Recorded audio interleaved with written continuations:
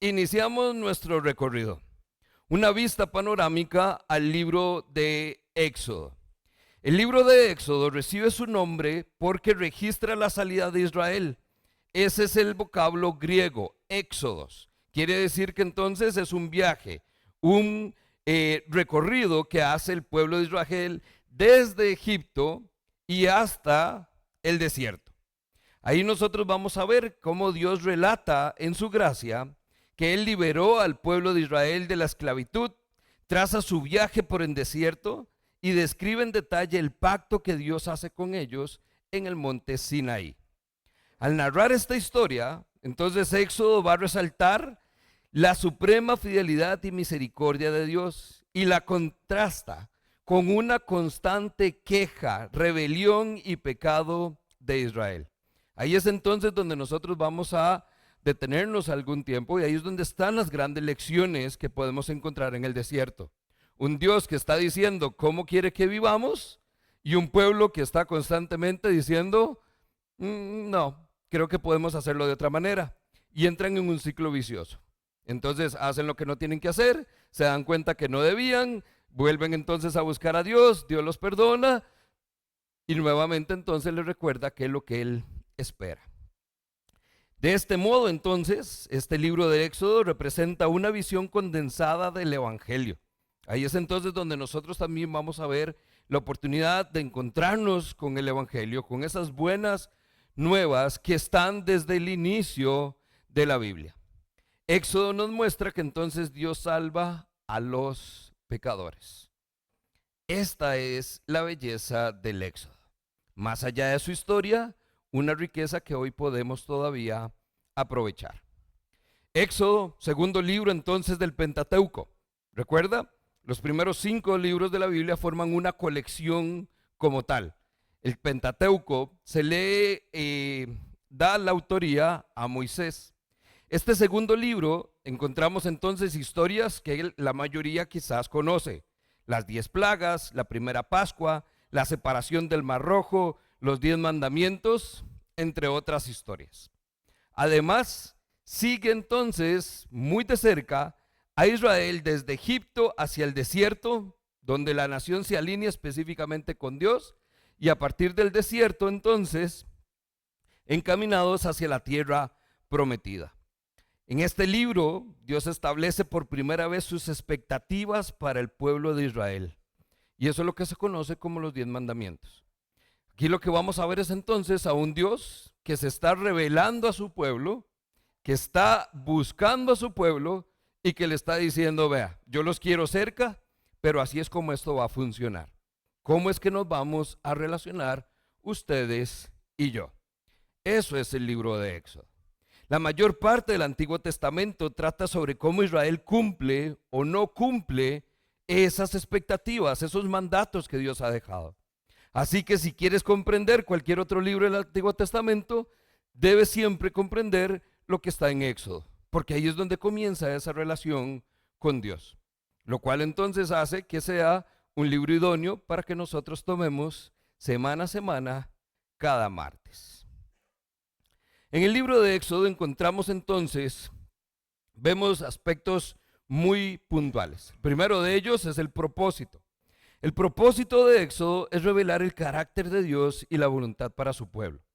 Ese pueblo tiene nombre y se llama Israel. A partir de ahora nosotros tenemos que entender que Dios está tratando con Israel. Dicho de otro modo, su meta como libro es dejar claro quién es Dios y quién quiere Él que sea su pueblo. No quiénes son ellos, no quiénes les gustaría ser, quién quiere Dios que sea su pueblo. Muy específico. El autor, tradicionalmente Moisés, así como todos los demás libros del Pentateuco.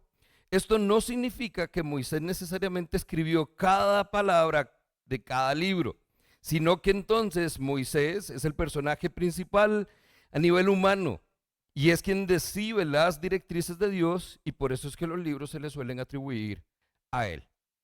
Éxodo es entonces la continuación de la historia de Génesis, el principio, cómo comenzó todo. Después de Éxodo, de hecho, viene Levítico. Levítico viene a dar continuidad a Éxodo. Una vez que Dios da su ley y cómo quiere relacionarse con el pueblo, se dan cuenta que entonces ese pueblo necesita una manera de vivir y una manera entonces de estar a cuentas con Dios. Y es donde comienza toda la narrativa del libro de Levítico. Así que entonces vamos a ver que esto es lo que nosotros tenemos por acá con Moisés. Moisés va a ser nuestro personaje principal, aunque no va a ser el único foco de atención. Pero todos sabemos que Moisés es Moisés. Algunos temas específicos que vamos a encontrar entonces en el libro. El nombre de Dios, recuerden entonces la famosa frase, ¿y quién le digo que eres? Yo soy el que soy. Ese es el nombre de Dios. Yo soy el que soy. El gran yo soy se le conoce. Vamos a hablar también de la fidelidad de Dios, cómo Dios entonces cumple lo que promete. Así como Génesis comienza con algunas promesas hechas entonces a Abraham, Éxodo nos va a mostrar cómo Dios comienza a mostrar su fidelidad, cómo entonces comienza a cumplir esas promesas que Él ya ha dado. Nos va a mostrar los orígenes de Israel, tanto como pueblo y como una nueva nación que se constituye, y además los mandamientos de la ley. Una forma entonces de relacionarse con Dios. Esos son como los 4 aspectos principales que nosotros vamos a encontrar entonces en el libro de Éxodo. Estos los estamos planteando porque la idea es que usted vea que entonces a dónde está nuestro enfoque del estudio. En quién es Dios, en su fidelidad, cómo el origen de Israel es importante, porque la historia de Israel es también, de cierta manera, nuestra historia. Y además, ¿qué es lo que Dios espera? Aunque no estamos apegados a la ley, porque ya estamos en la época de la gracia, entendemos que no es cumplir 10 mandamientos, pero siempre nos recuerda que la ley es lo que nos hace a nosotros darnos cuenta de la necesidad de un Salvador. Porque al ser incapaces de cumplir la ley, necesitamos entonces a Jesús. Él y solo Él puede entonces ponernos a cuentas con Dios. Ahora, a partir de ahí, quiero entonces también que usted tenga en mente 4 palabras a lo largo del estudio. La primera de ellas es redención. Es difícil pasar todo por alto. Todo el libro se trata de cómo Dios escucha los gritos de ayuda de Israel. Él los rescata de sus opresores y los hace suyos. Y oyó Dios el gemido de ellos, y se acordó de su pacto con Abraham, Isaac y Jacob. Y miró Dios a los hijos de Israel, y Dios los reconoció. La redención es parte importante y clave de nuestro recorrido. También lo es, número 2, el pacto. El pacto, al igual que el resto de la Torá, es un tema central en este libro. Dios establece un acuerdo solemne y vinculante con el pueblo de Israel. Se establece a sí mismo como su Dios y a Dios como su pueblo. Esta relación conlleva entonces ciertas expectativas, con algunos beneficios para los israelitas como parte de ese acuerdo y también algunas consecuencias si no lo hacen. Esto es Éxodo capítulo 12. En Éxodo capítulo 12, verso 27 dice, y ustedes contestarán, este es el sacrificio de la Pascua del Señor, porque Él pasó de largo las casas de los israelitas en Egipto, y aunque hirió de muerte a los egipcios, salvó nuestras familias. Nosotros entendemos que en un pasaje como estos nos recuerda aquel momento en que entonces Dios pacta con su pueblo y dice, no los voy a tocar. Da una segunda oportunidad cuando todo el pueblo de Egipto no la tuvo. Número 3, nosotros vamos a ver la ley. La ley entonces es un tema también fundamental en el libro de Éxodo. Hablamos de mandatos. Hablamos entonces de un pacto específicamente que tiene condiciones. A partir de la mitad del libro, capítulo 19, 20, nosotros vemos las instrucciones de la ley, que incluyen tanto requisitos de cómo deben vivir, así como las directrices de cómo Dios espera ser adorado. Éxodo 22 dice, yo soy el Señor tu Dios, yo te saqué de Egipto, del país donde eras esclavo, y no quiero que tengas otros dioses aparte de mí.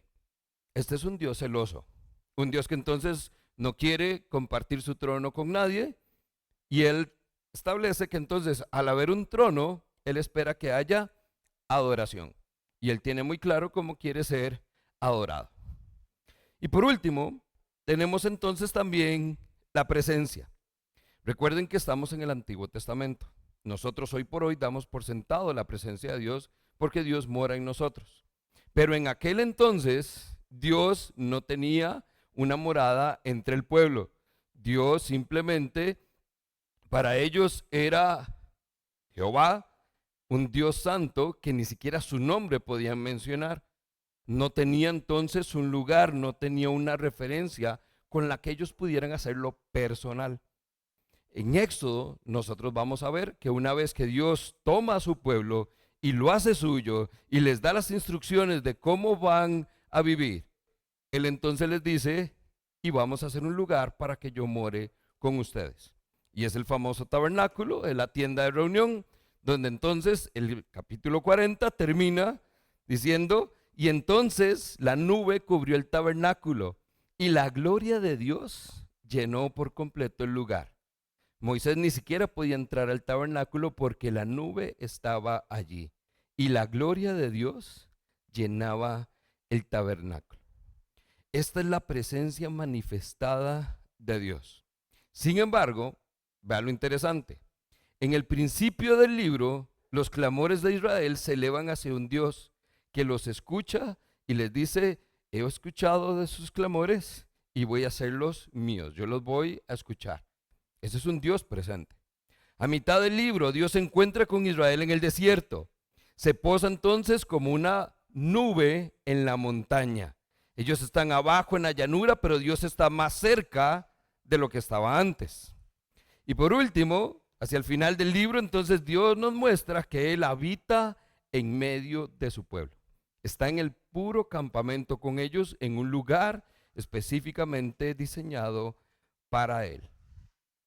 La presencia de Dios es fundamental y esto a nosotros nos recuerda que no debemos dar por sentado algo tan sublime como lo es la presencia de Dios. Vamos al contexto. ¿A dónde está Éxodo? Dios ya le hizo promesas a Abraham, a sus descendientes específicamente. Este es un pueblo poderoso por promesa. ¿Qué le dijo Dios a Abraham? A través de ti serán benditas todas las naciones. Esto entonces es lo que nosotros encontramos en Génesis. Nosotros entendemos que esta promesa viene con que van a poseer la tierra de Canaán. Mientras que ahí vemos que Dios está obrando a través de una familia, en Éxodo vemos que ya ahora Dios comenzará a obrar a través de una nación. Entonces nosotros pasamos de una familia más o menos de 70, que era la familia de Jacob, y pasamos ahora a una nación de un montón de personas que entonces Dios está llamando Israel. Génesis termina justamente ahí con la historia de Jacob. Él guía a su familia a Egipto. ¿Se acuerdan por qué? Por la hambruna. Entonces hay una hambruna terrible. José, que es uno de los hijos de Jacob, el faraón lo nombró administrador de todo. Los hermanos llegan, se encuentran con José y José entonces les dice, no, venga. Por invitación del faraón se viene toda la familia de José a vivir a Egipto. Cuando ellos se van a Egipto, es entonces donde encontramos el contexto de este libro. A este momento del Éxodo han pasado entonces cerca de 400 años. ¿Qué pasó en esos 400 años? De ahí ya José murió, ya él no está en la familia, ya no está el faraón que conocía a José y que conocía cómo eran los israelitas, y ahora entonces la historia ha cambiado. A partir de ahí es donde comienza la narrativa de Éxodo. Lo que estaba entonces en una pequeña familia próspera y bendecida por Dios, comenzamos ahora con un panorama un poco diferente. El libro de Éxodo entonces lo vamos a ver desde 3 secciones. En la primera vamos a ver un pequeño prólogo. Recuerden que el prólogo es como la presentación. Ahí hay un par de capítulos donde entonces vamos a conocer específicamente quién es entonces o cuál es la situación de Israel y cuál es la situación de Moisés. En la segunda sección, nosotros vamos a ver cómo Dios salva a Israel. Note que esto nos lleva desde el capítulo 3 hasta el capítulo 18. Eso quiere decir que más o menos cubre la mitad del libro. ¿Cuántos capítulos tiene Éxodo? Entonces, más o menos, la mitad es 20. Realmente desde el 19 comenzamos a ver la transición. Entonces, los primeros capítulos es Dios salvando a Israel y los otros 20 capítulos hacia el final es Dios teniendo una relación con Israel. ¿Okay? Haciendo un pacto con ellos en el monte Sinaí que va a establecer cómo se va a relacionar Dios con ellos. La estructura del libro, nosotros entonces la vamos a ver donde comienza desde el capítulo 1 hasta el capítulo 18 con una pequeña sección que se llama el Éxodo de Egipto. Recuerde que el éxodo es toda la salida. Ellos estaban en Egipto y van entonces hacia el desierto. Van a ser liberados. Todo ese proceso es esta primera sección. ¿Okay? En esta primera sección, nosotros vamos, recuerde, a centrarnos en que Dios los está salvando. En la segunda sección, que va del capítulo 19 en adelante, ¿pasas ahí, profe? Vamos a llamarle el pacto en el Sinaí. Dios entonces, una vez que tiene a su pueblo en el desierto a salvo, hace un pacto con ellos. Y entonces, ahí, ¿qué es lo que Dios hace? Ya los salvó. Ahora, ¿qué es lo que va a hacer? Relacionarse. Dios entonces ya los tiene y ahora dice, vamos a hacer esto que funcione. Nosotros vamos a ver entonces la parte de la ley y además, no solo es importante que establezcamos la ley, sino nos vamos a dar cuenta que realmente el pueblo accede a vivir bajo esa ley. Muy puntualmente, Éxodo dice, y el pueblo dijo, lo que Dios ha dicho, eso haremos y vamos a obedecer en todo. Ahí es donde nosotros podemos también ver esto desde otra perspectiva. La primera sección la vamos a ver de esta manera. Hay dos partes, el capítulo 1 y el capítulo 2.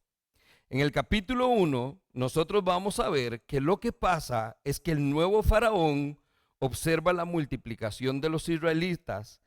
¿Por qué? Porque recuerde que los israelitas gozan con el favor de Dios. Y entonces resulta que eran las personas más fuertes, eran quizás los más bonitos, eran los más fructíferos. Cuando llegó una familia de 70 no pasa nada, pero cuando ahora es un montón de gente, el faraón nuevo dice, esta gente se está multiplicando. ¿Y qué pasa si se alía con los enemigos? Se nos pueden venir en contra.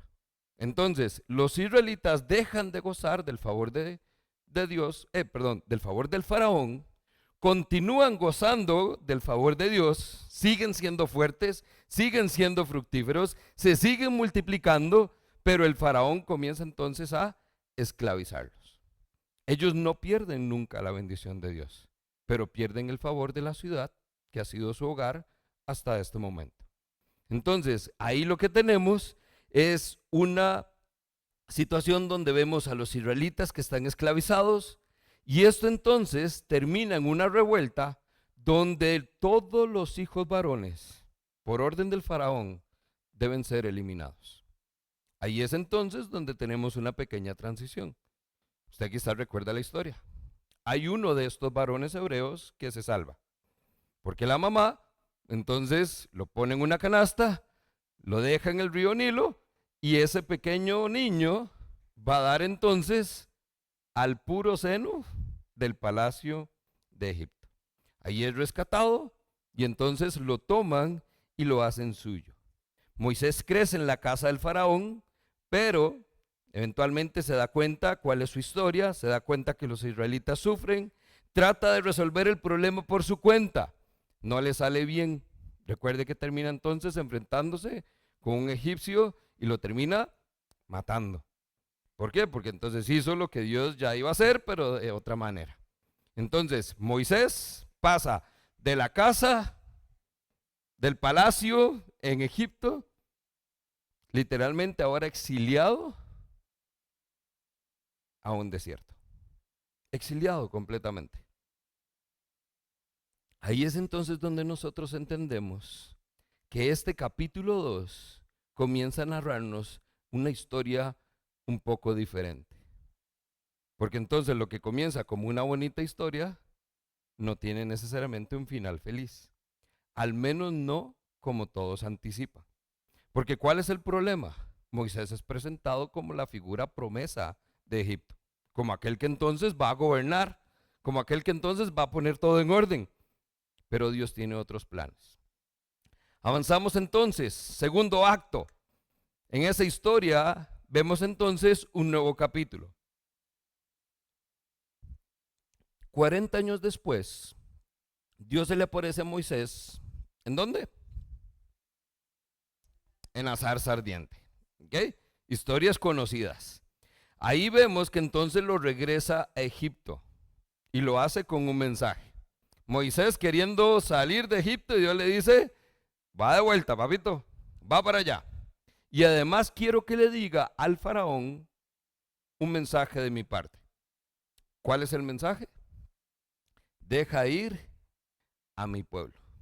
Sencillo, sencillo. Y ahí es entonces donde Moisés comienza toda una narrativa con Dios, porque entonces cómo va a pasar y cómo va a ser, y mejor si hay alguien más, y tal vez alguien que hable mejor, y tal vez alguien que tenga un poquito más de la parte de, ¿cómo se llama esto? Relaciones públicas, alguien que pueda entonces manejar un poquito mejor la situación. Mil excusas, y al final termina yendo Moisés. ¿Por qué? Porque lo que Dios dice, se hace. El faraón, que entonces escucha a Moisés, se niega en primera entrada. Y ahí es entonces donde vemos que viene una segunda etapa. Porque entonces el mensaje que Moisés entrega, deje ir a mi pueblo, el faraón prácticamente le dice, ¿por qué? Yo no conozco a su Dios no es nada para mí, es más, por si no lo sabe, yo aquí soy un Dios. Y aquí se hace lo que yo digo. Comenzamos entonces a ver una lucha de poderes. El poder de Dios contra el poder del faraón.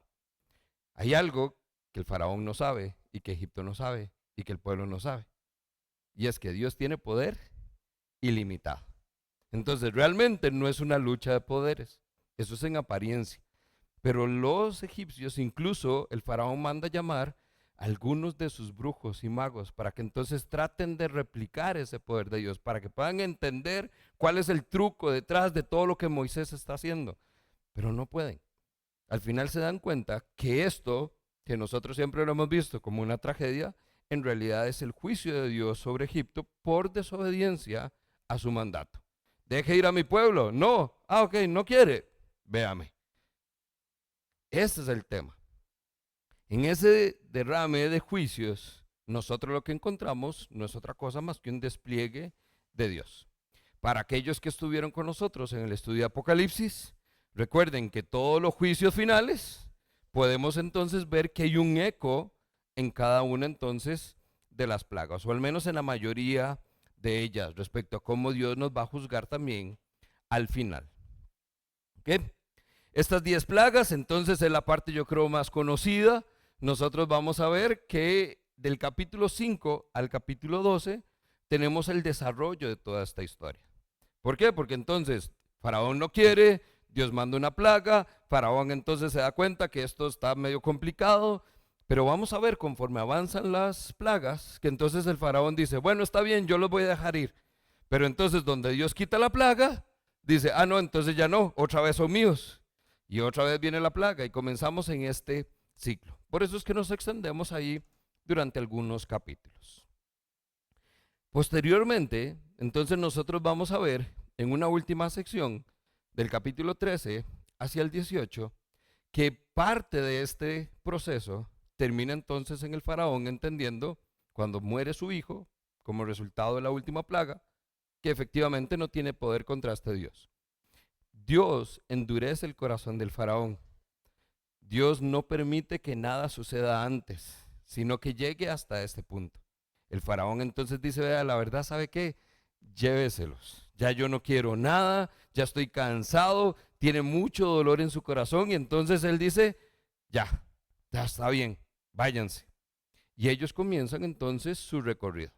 Y es entonces donde llegamos a una historia conocida, capítulo 14, donde entonces el pueblo se ve enfrentando una primera realidad. ¿Qué pasa cuando entonces no tenemos hacia dónde ir? Dios abre siempre camino donde nadie lo puede ver. A través de Moisés se abren los mares, el pueblo cruza en seco. Ahí Dios les dice, vea, a esos egipcios que vienen detrás suyo, no se asusten, nunca más los va a volver a ver. Cuando Moisés cierra las aguas, todos los egipcios quedan sepultados.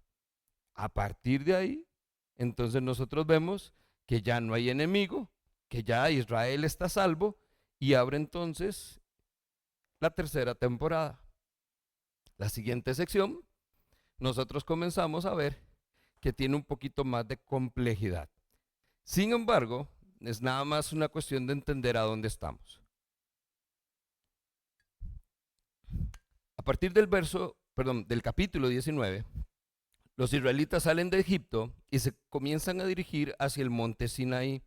Ahí Dios entrega sus leyes a Moisés. Son las famosas tablas. Dios hace el pacto y les dice, yo seré su Dios, ustedes serán mi pueblo, e Israel accede a los términos. A partir de esa ley que ellos tienen, Dios entonces comienza con la planificación de lo que va a ser su lugar para habitar. Capítulos 25 en adelante. Entonces, ahí nosotros tenemos dos secciones que van entonces del capítulo 19-20 hasta el 24 y del 25 hasta el 31. Ahí nosotros entendemos qué es lo que va a pasar. ¿Okay? Dios entonces da la ley y además comienza con la idea de tener un lugar donde Él vaya a habitar. Ahora, paralelo, por eso es que está separado. Paralelo, ¿qué es lo que pasa? Durante el tiempo en que Dios está dando la ley, arriba, en la montaña, ¿qué está haciendo entonces Israel? Desobedeciéndola ahí abajo. Mientras Dios está diciendo, no tendrás otro Dios aparte de mí, no quiero que hagan ídolos. Israel entonces le está diciendo a Aarón, hacemos un becerro de oro. Y Aarón les dice, vayan, busquen anillos, busquen pulsera y se arma aquel fiestón. Termina entonces con un Moisés molesto, que termina entonces rompiendo las tablas. En este proceso, nosotros lo que nos damos cuenta es que hay algo bastante peculiar. Dios emite una frase. Dice, me estoy dando cuenta que este pueblo realmente es terco. Pero Moisés dice, vea, Dios, yo sé que sí, pero. Y entonces comienza un diálogo, Moisés intercede por el pueblo y Dios termina dando una segunda oportunidad. Por eso es que viene la parte de abajo. Entonces Dios ya había planificado hacer un tabernáculo. En medio de Dios dice, no, la verdad, ¿sabe qué? Mejor los voy a destruir. Dios, ¿qué es lo que dice? Vea, mejor que no vaya yo, porque si yo voy con ellos, ve a ver si por ahí y los destruyo. Después de esa intercesión de Moisés, entonces Dios otorga una segunda oportunidad y la parte final, capítulos 35, 36 en adelante, nosotros comenzamos a ver lo que es propiamente la construcción del tabernáculo. Entonces, por eso es que lo ponemos visual, para que usted pueda darse cuenta que entonces todo esto tiene que ver con dos aspectos, es la ley y donde Dios va a estar para que sea adorado. Pero en medio también cuál es la situación, qué es lo que se va dando en medio de esto, para darnos cuenta que entonces, así como Dios tenía planificado tener su lugar, vemos entonces todos los detalles de esa construcción. Ojo, aquí estamos hablando de 20 capítulos. ¿Por qué? Porque es que entonces dos pequeñas secciones se extienden tanto. En cuanto a la ley, número 1, Dios es sumamente específico. Y Dios les dice cómo quiere que se haga todo. Con detalle. 1, 2, 3. Para que nadie crea que aquí es como quieren. Es como Él quiere. Y en cuanto al tabernáculo, sucede también algo interesante. Dios deja planos, Dios da diseños, Dios escoge personas específicas que van a hacer tareas específicas para que este lugar, mire, sea grande, lindo y con mucho lujo. Dios no merece menos que lo mejor. Y se encarga entonces de darle las herramientas, los recursos y las directrices para que esto sea como tiene que ser. Personajes. Entonces, nosotros vemos que Éxodo se va a centrar en 4 figuras principalmente. La primera de ellas, ¿quién es el personaje principal? No. Ah, ve, alguien no está prestando atención. Dios. Al igual que lo hicimos con Apocalipsis, nosotros no estamos buscando ser el centro de atención. Justamente por eso es que elegimos Éxodo, porque queremos poner nuestros ojos en Dios. Dios es el personaje principal, es el creador del cielo y de la tierra, es el ser divino que elige a una nación y la toma como su pueblo. Elige a este pueblo para que sea su representación aquí en la tierra. Dios declara guerra contra los dioses de Egipto, libera a Israel de su tiranía, selecciona a los descendientes de Abraham, Isaac y Jacob para que tengan un pueblo que les sirva solamente a Él. La figura principal es Dios. Y lo que vamos a ver entonces en cada capítulo, en cada historia, en cada sección, es cómo Dios se está revelando a sí mismo. ¿Ok? De nuevo, en un contexto moderno como hoy, damos muchas cosas por sentado. En aquel entonces no sabían nada. No tienen la cantidad de información ni de experiencia que usted y yo hoy podamos tener. Por eso entonces Dios se revela a ellos. Segundo, entonces ahora sí, ¿cuál es el personaje secundario? Mejor actor de reparto, Moisés. Moisés entra en acción y es la figura que viene a ser entonces el más grande de los profetas del Antiguo Testamento. Durante este libro vemos que sirve como intermediario entre Dios y todos los seres humanos. Moisés negocia con el faraón la libertad de Israel, negocia con Dios la segunda oportunidad para poder construir el tabernáculo. Moisés es el que entonces transmite las leyes de Dios al pueblo de Israel. Incluso es el que va a estar ahí para buscar misericordia cuando Dios se enfurece con su pueblo rebelde. Moisés es una figura importante. Ahora, aquí es entonces donde usted puede también hacer la tareita y puede profundizar. Porque Moisés tiene entonces una particularidad. ¿Cuántos años vivió Moisés? 120. ¿Qué pasó después del Éxodo con Moisés? No llegó. Entonces Moisés tiene todo el preámbulo, se echa toda la bronca encima y no puede entrar. Moisés muere. ¿Y qué pasa con el cuerpo de Moisés? Hay una historia por ahí que dice que se pelean. Pero ¿quién sepulta a Moisés? Dios. Dios elige dónde sepultar a Moisés, hace una tumba para Moisés, pero esa tumba no existe hoy. Nunca, nunca ha sido encontrada por ninguno de los arqueólogos y la han buscado y rebuscado. Sí existía una tumba. Nosotros después entonces vemos que un Moisés, que la Biblia dice claramente que murió, aparece vivo en la transfiguración, cuando entonces está Jesús con los discípulos y ahí está Moisés y Elías. ¿Qué pasó con Elías? Fue elevado al cielo. Entonces eso genera una gran pregunta. Entonces, ¿murió o no murió? ¿Estaba vivo cuando se apareció en la transfiguración? ¿Fue un holograma o algo? Esa tecnología no estaba. O sea, todo esto viene a salir ahí. Dato curioso. ¿Qué comía el pueblo de Israel durante el paso en el desierto? Todos los días. Maná hoy, maná mañana y maná pasado mañana. Todos los días. Moisés muere. Entran a la tierra prometida. ¿Y qué comen? Antes, porque no pudieron, no tenían nada sembrado todavía. Ellos tuvieron que agarrar su última ración de maná y enfrentar una nueva realidad. ¿Cuál es la relación entonces entre Moisés y el maná? Moisés sale de escena y con él un montón de privilegios que tenía el pueblo. Moisés los llevó hasta la tierra prometida. ¿Qué le tocó hacer a Josué?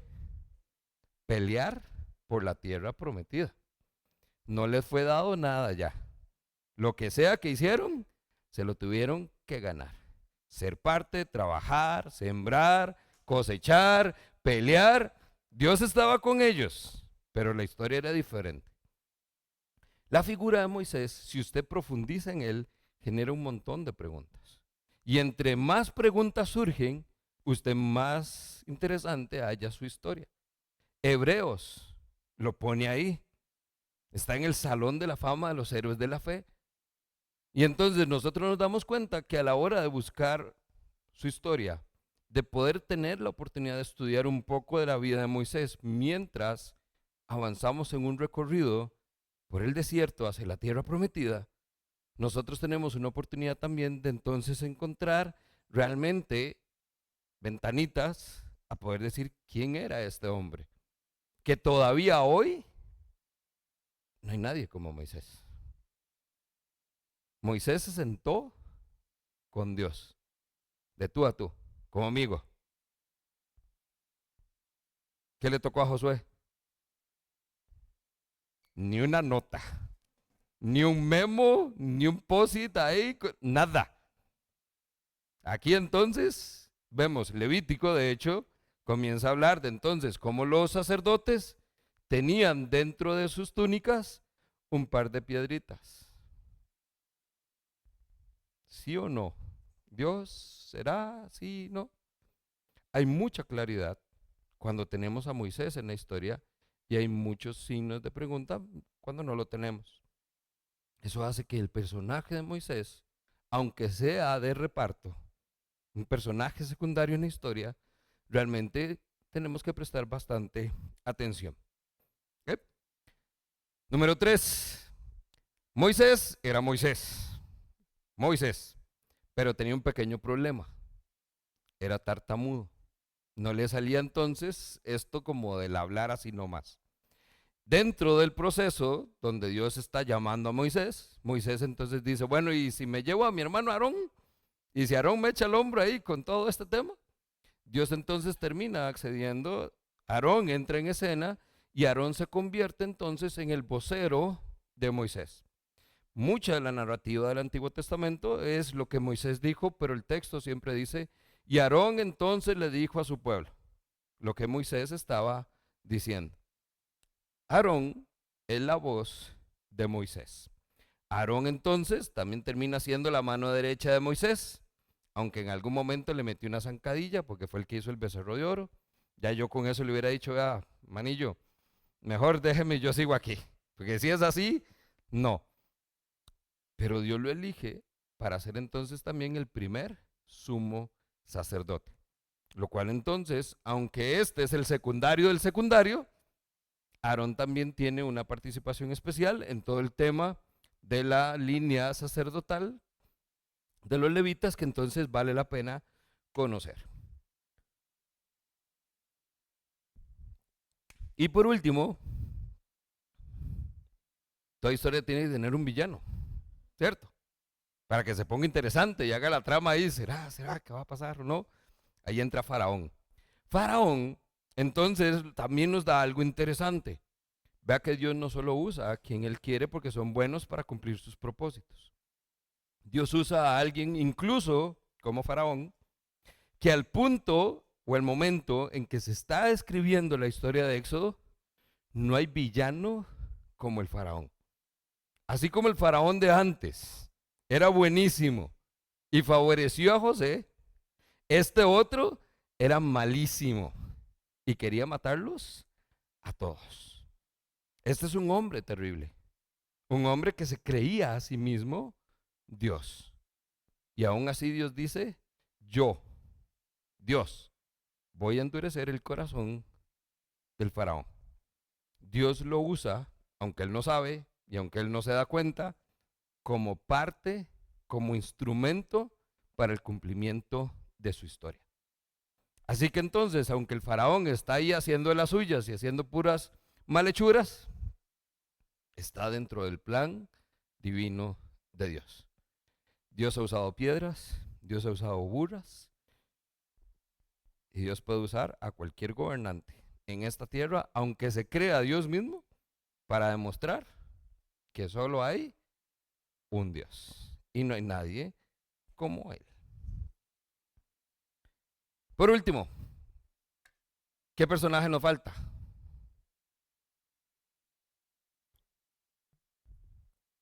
Jesús. Todos los libros de la Biblia apuntan a Jesús, de una u otra manera. Y esto no es la excepción. ¿A dónde nosotros podemos ver a Jesús? Le doy 3 palabritas donde podemos encontrar referencias. Primero, en la Pascua, cuando llega la 10ª plaga, y entonces viene la muerte, viene el juicio de Dios sobre el pueblo de Egipto, ¿qué hace el pueblo israelita para que la muerte pase de lado? Sigue las indicaciones, las instrucciones de Moisés. Dios dijo, maten un corderito, tiene que ser así, puro, intachable, tiene que ser de este tamaño, tiene que ser de estas características. Esto usted lo va a usar entonces, lo va a matar, va a usar la sangre para pintar los marcos de las puertas y después el corderito se lo va a comer de esta manera. Y no puede ser así, no es como cuando usted quiera. Si es mucho, júntense varios porque no se puede desperdiciar nada. El corderito era importantísimo. Para aquellos que somos medios ansiosos, yo esa noche hubiera estado, y si el cordero no era, y si no lo maté bien, y si no puse la sangre como era. Todo giraba alrededor de la figura del cordero. Bueno, lo mismo pasa ahora con Jesús. Jesús es entonces el cordero. Dice 1 Pedro 1:19, sino con la preciosa sangre de Cristo, como la de un cordero sin mancha y sin defecto. La ilustración que nos está dando Pedro saca el texto como una cita de un pasaje en Éxodo. No lo puse ahí para que usted entonces haga su tarea. ¿Okay? Número 2, la roca. Y Moisés le dio la roca, y la roca, es mal chiste, ¿verdad? No lo podemos decir, Dios guarde. Y la roca lloró. La roca es la fuente entonces de vida. En determinado momento el pueblo entonces está pasando sed, necesitan beber y nosotros entonces entendemos que así como el pueblo estaba desesperado por tener agua, de esa agua que da vida, Jesús mismo vino y dijo en Juan 4:10, si conocieras el don de Dios y quien te dice, dame de beber, tú me pedirías a Él y Él te daría agua viva. Estas son las palabras que le da Jesús a la mujer samaritana para hacer referencia a donde yo soy el agua viva. Y por último, el maná es esa provisión de Dios. Es el maná que cayó del cielo. Esto nosotros vemos, libro del Nuevo Testamento, entonces nos da alusión, donde dice, así como el maná cayó del cielo, ¿qué vino también del cielo para nosotros? El pan de vida. El pan que entonces hace, dice, si comieras de este pan, nunca, nunca más, vamos a estar saciados. Si tenemos el pan de vida, no necesitamos nada más. Esa provisión divina vino entonces también en la figura de Jesús. Esta es entonces una vista panorámica de cómo Jesús está también como un personaje que podemos prestar atención y a través del cual entonces nosotros podemos tener también grandes lecciones. Concluimos. ¿Por qué estudiar Éxodo? ¿Cuál es la aplicación para nosotros de un libro que es muy denso en historia, muy denso en detalles, muy denso en información? Número 1, la ley fue dada principalmente para demostrar nuestra incapacidad, primeramente en el pueblo de Dios. ¿Cuánto les tomó al pueblo de Israel desobedecer la ley. No la tenía escrita, o sea, todavía no había sido publicada en la Gaceta, pero ya había sido dada y ya había sido quebrantada. Salen de Egipto, ok, logran darse cuenta por una forma asombrosa que Dios de verdad va a estar con ellos. Lo saca y estando ahí, capítulo 14, al frente del Mar Rojo, Moisés, mejor nos hubieras dejado allá, mejor nos hubiéramos quedado en Egipto. Yo hubiera preferido morir allá que venir a morir aquí. Se revela al pueblo, o sea, no han llegado, ni siquiera han salido de los límites de Egipto, no han llegado a la tierra prometida y ya están desobedeciendo la ley. Dios da la ley e inmediatamente después de que termina de dar la ley, viene el libro de Levítico, porque entonces no pueden cumplir la ley y ocupan una manera de ponerse a cuentas con Dios cuando no cumplen la ley. No se puede. Esa es la aplicación. Nosotros entonces entendemos que esa incapacidad nos presenta a nosotros una necesidad. ¿Qué necesitamos? A Jesús. ¿Cómo encontramos a Jesús? Ahí está en el libro de Éxodo. Va a estar presente, va a estar con nosotros. ¿Cómo lo encontramos? ¿Cómo lo vemos? A través de diferentes historias que nos dejan grandes lecciones. Pero necesitamos entender que esto es apenas el principio. Y nos espera un largo recorrido que entonces, Dios mediante, podemos semana a semana encontrar pequeñas pero grandes lecciones que ellos tuvieron en el desierto que nosotros todavía podemos aplicar hoy. Amén.